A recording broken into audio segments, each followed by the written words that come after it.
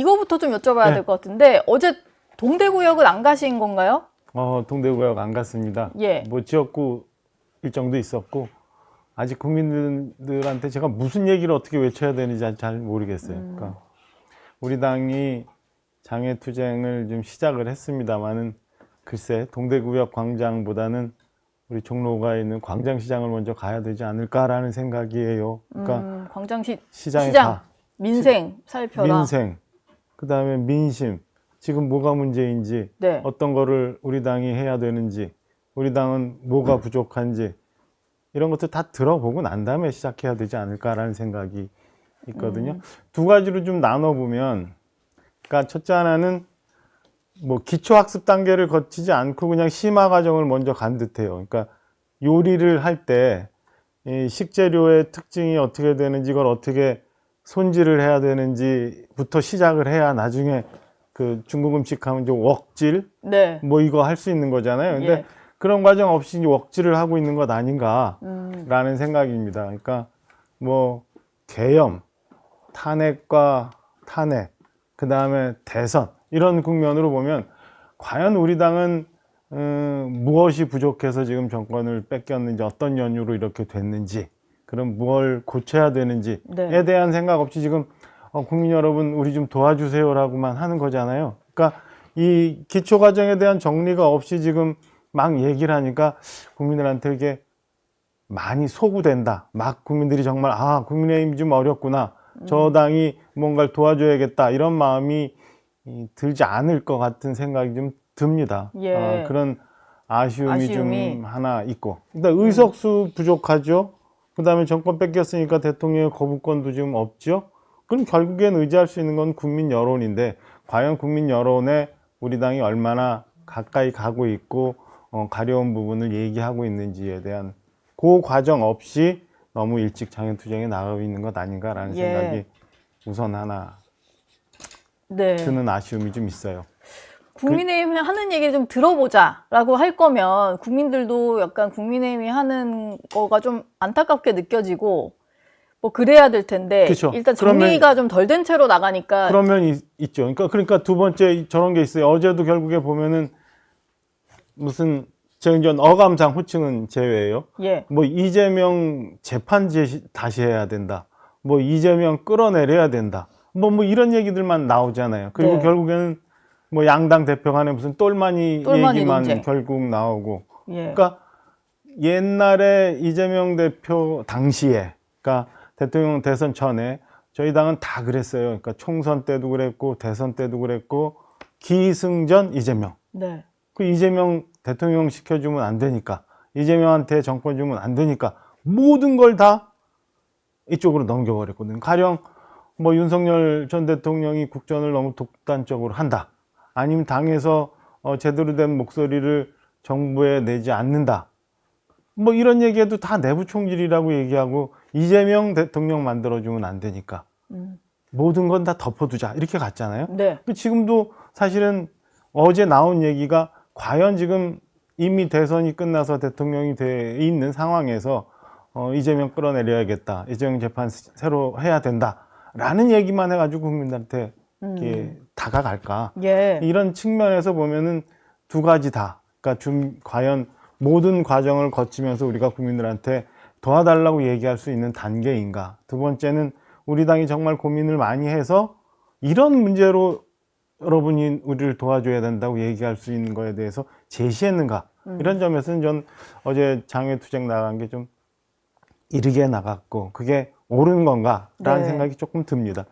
이게 그래도 뭐 지지층 결집 효과는 있을 것이다라거나, 어쨌든 이제 이렇게 대규모로 모인 집회다 보니까 다 언론이 보도를 하고 했잖아요. 그래서 국회 내에서 벌어지는 이제 민주당의 좀 입법 폭거라든지 이런 게 좀 알려지는 효과는 있을 거다, 이런 얘기도 있는데, 제가 말씀드렸잖아요. 그러니까 그 국회 내에서 이루어지고 있는 민주당의 폭거, 지금 지났습니다마는 뭐 더 센 상법, 노랑봉투법, 이래서 경제 관련해 갖고 막 입법 폭주했잖아요. 그거 국민들 사실 알고 있어요.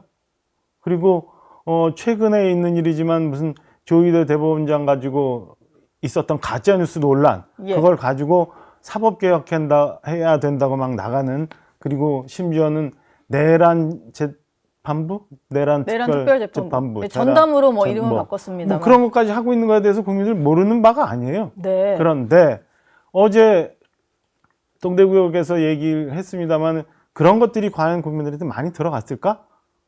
아까 말씀드린 것처럼 이재명 안 돼 소리만 들렸지 저는 뭐 그 지금 앵커께서 말씀하시는 것까지 다 들리지 않았을 것 같아요. 그러니까 예. 오히려 조목조목 그런 거에 대해서 진작부터 우리 당이 논리적으로 잘 문제를 정리해서 국민들한테 호소를 하는 게 뭐 양쪽 저는 뭐 이렇게 얘기하면은 그 틀렸다고 할 수도 있고 당의 지도부의 판단도 있고 뭐 당에 훨씬 더 저기 그 고단위의 전략 단계가 있으니까 네. 판단하는 게 다르겠지만 좀 더 효과적인 방법은 없을까라는 생각이 여전히 들어요. 그래서 민주당이 지금 하고 있는 입법 폭거 그다음에 무슨 그 사법부를 완전히 장악하겠다고 하는 그 민주주의 기본 원리인 상권 분립마저도 예. 흐트러뜨리는 거 이런 것들 국민한테 얘기를 하면 오히려 더 그 소구가 되지 않을까라는 아쉬움이 좀 계속 여전히 들어요. 그래서 예. 어제 못 갔습니다.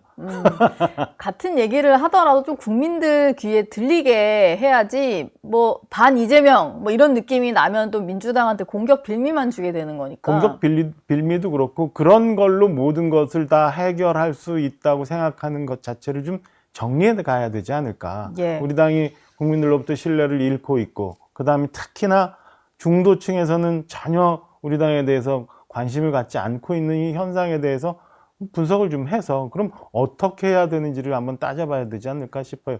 저희가 대선 때 41% 얻었잖아요. 네. 그러니까 뭐 지지층이라고 할 수 있는 모든 분들이 다 모였어요. 그럼 뭐 어제도 대형 집회를 한다고 해서 지지층들이 더 결집을 한다 아니면은 그래서 지지층들이 관심을 갖는다? 지금 우리 정당 구조가 이제 양당 구조인데 41% 계속 얻어갖고 45%까지 얻어서 이길 수 있는 구조가 아니잖아요. 50%를 넘어야 되잖아요. 그렇죠. 그럼 가운데 있는 중도층이 어떻게 생각하는지에 대해서 찾고 그 중도층의 마음을 얻어야 우리가 정권도 되찾아올 수 있는 거고 내년 지방선거도 이길 수 있고 뭐 그런 건데 여전히 보면 우리 지지층에만 너무 그것도 지나치게 강성 지지층에만 네. 호소하려고 하는 것 아닌가라는 생각이 좀 듭니다. 예.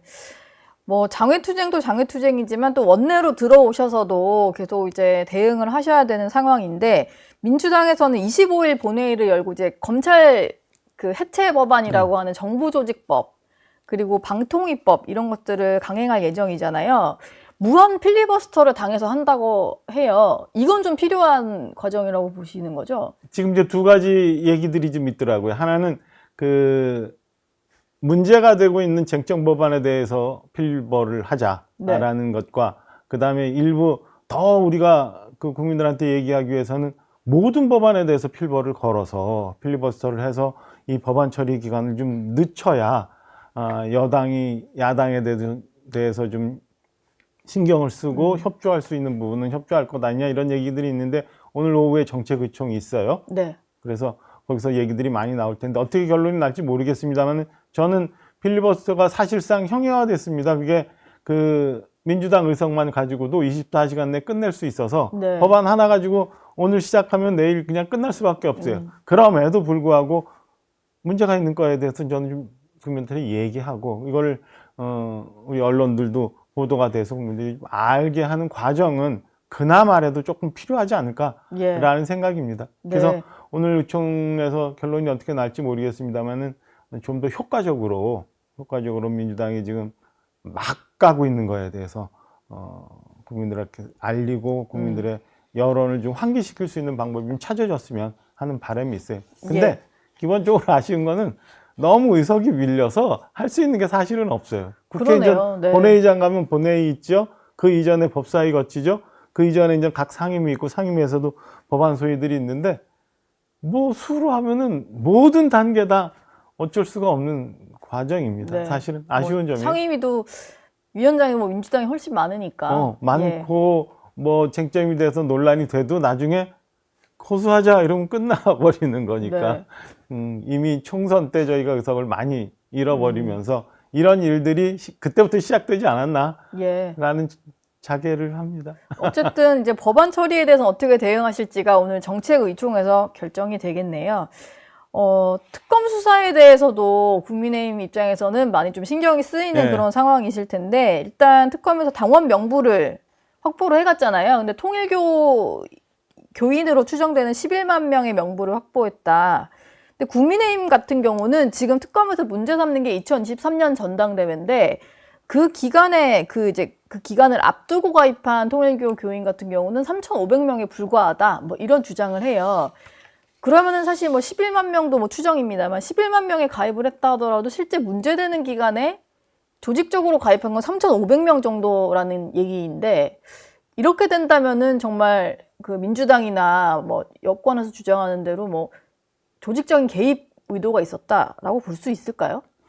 그건 좀 더 봐야 될 것 같아요.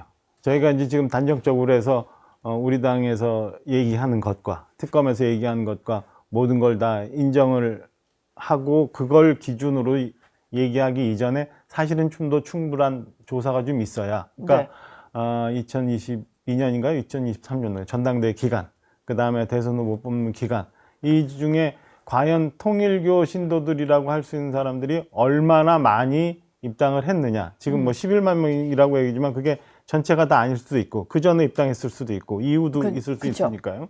그러니까 얼마나 많이 어떤 지시에 의해서 한 목적적으로 입당을 했느냐에 대해서 조사 결과가 나와야 좀 판단할 수 있는 문제고, 이거는 사실은 그 특검에서 지금 저렇게 얘기하고 있는 거 이전에 저는 문제가 된다면 당 내에서도 좀 한번 살펴봐야 되지 않을까 싶어요. 그럼 우리 당 전체 중에 통일교 당시에 얼마나 집단 입단이 있었는지, 네. 그 다음에 뭐 홍준표 전 시장 얘기하고 있습니다만 과연 신천지는 또 얼마나 되는지, 응? 그러니까요. 뭐 이런 것까지, 예. 그 다음에 이후에 뭐 전광훈 목사 관련한 거, 뭐 전한기 씨 관련한 거, 이렇게 과연 특정할 수 있는 시기마다 집단적으로 뭔가 움직임이 있었고, 그로 인해서 결과가 정말 바뀔 수 있을 정도의 움직임이 있었는지에 대해서는 저는 당내에서도 이미 심각하게 한번 좀 보고 그 건에 대해서 얘기를 해야 되지 않을까라는 생각이 듭니다. 저는 윤석열 대통령 대선 때도 선대본부에 들어가서 일을 많이 했고 국회의원 되고 나서도 당직을 맡으면서 막 했는데, 요즘에 그런저런 얘기들이 나오니까 이건 이제 그게 잘못됐다는 걸 가정으로 하면 그 약하게 얘기하면은 좀 서운하기도 하고, 그러니까 네. 정말 당이 잘 됐으면, 정부가 잘 됐으면 하는 마음으로 열심히 일했던 사람들, 그리고 비가 오나 눈이 오나, 어제도 우리 동대구역 많이 당원들 갔습니다만은 그런 분들 당이 어려울 때 당 도와주려고 내일 팽개치고 갔던 그런 분들의 입장에서 볼 때는 이게 만약에 어떤 특정 종교 집단으로 인해서 집단 입당이 있었고 이로 인해서 본인들이 그 찍었던 어떤 공직 후보자나 아니면 전당대 결과가 바뀌었다고 한다면 네. 서운할 수도 있고, 좀 더 심하게 얘기하면 그분들은 배신감 같은 것도 느낄 수 있다고 봐요. 그럼 예. 당이 신뢰를 회복하기 위해서는 당 차원에서도 이게 어떻게 된 건지 한번 특검과 상관없이 동시에 좀 볼 필요는 있지 진상조사를. 않을까라는 생각입니다. 예. 당시에 근데 대표였던, 근데 2023년은 아닌 것 같긴 합니다만, 이게 뭐 논란이 있었던 당시에 대표였던 이준석, 지금은 개혁신당 네. 대표 같은 경우는 본인도 그때 이런 얘기들이 좀 있어가지고 살펴봤을 때 어떤 조직적인 입당 정황은 발견하지 없었다. 못했다라고 얘기는 하더라고요. 어쨌든 지금은 특검이 수사를 들어온 상황이니까 당 자체적으로도 좀 볼 필요가 있다, 이런 생각이시고요. 저는 뭐 그 자체적으로 한번 점검해 볼 필요는 있지 않나라는 생각입니다. 당이 좀 더 좀 건전하게, 그다음에 네. 건강하게 당이 성장하려면 이참에 한번 좀 점검해 보고 우리 당원들은 어떤 식으로 당원 배가 운동을 해야 되는지, 예. 당의 신뢰를 얻으려면 어떻게 해야 되는지, 이런 거 근본적으로 좀 한번 볼 때가 되지 않았나는 생각이에요. 저희 영상 많이 시청해 주시고요. 좋아요, 구독, 댓글, 알림 설정 꼭 부탁드리겠습니다.